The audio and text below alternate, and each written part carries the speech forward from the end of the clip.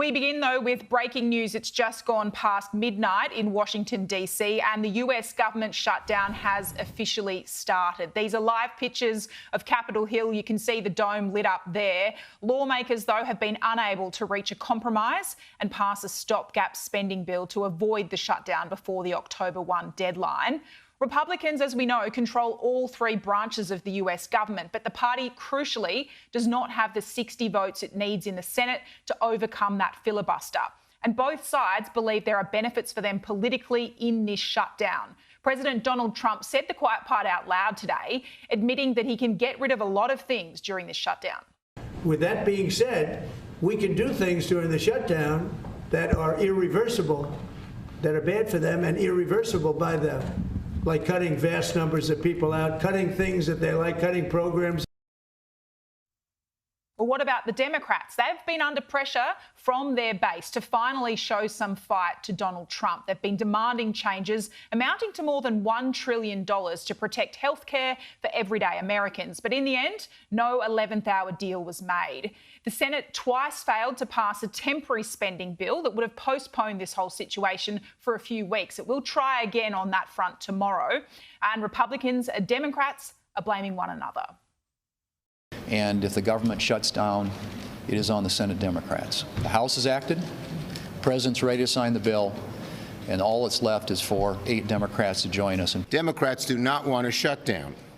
We stand ready to work with Republicans to find a bipartisan compromise, and the ball's in their court. But Republicans believe there are cracks emerging within Democrat ranks. These 3 Democratic senators voted with Republicans before midnight in an attempt to keep the government open. It's not enough, though. The magic number for the Republicans to overcome that filibuster is 8 Democrats. So there will need to be more to reopen the government. John Fetterman, he's a senator from Pennsylvania. He had this message for the Senate leadership.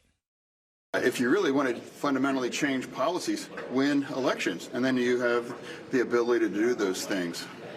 Yeah, I mean, isn't that fundamental, the truth?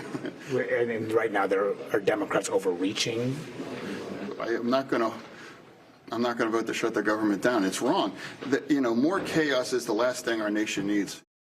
This is the first government shutdown in the United States since 2019. That last one in total was 35 days, and it was during Donald Trump's first presidency. Let's take a look at some of the real world effects, what this is going to mean as funding has now run out for the federal government. Around 750,000 federal workers could be furloughed, and most won't be getting paid during this shutdown. Workers deemed essential will still have to go to the office, although they won't get paid until after the government reopens. Social security benefits will continue for Americans, so too benefits for military veterans. For Australians on holiday or working in the States, air travel could be delayed. Air traffic controllers are still going to be working, but without pay. And in the past, many have called in sick during a prolonged shutdown. That has led to long queues and ultimately that public pressure to end a shutdown.